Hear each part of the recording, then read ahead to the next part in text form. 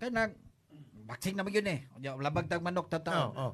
Kanang doon na ba'y chance magka-fight si Inoue o si Casimiro? Actually, daghan ng chances. Okay. Siguro there were already 4 chances nga maka-fight si Casimiro and Inoue. I'll give you the chronological order. Boxing hong yuta. When we, katong 2020, 2019, na-sign ang fight.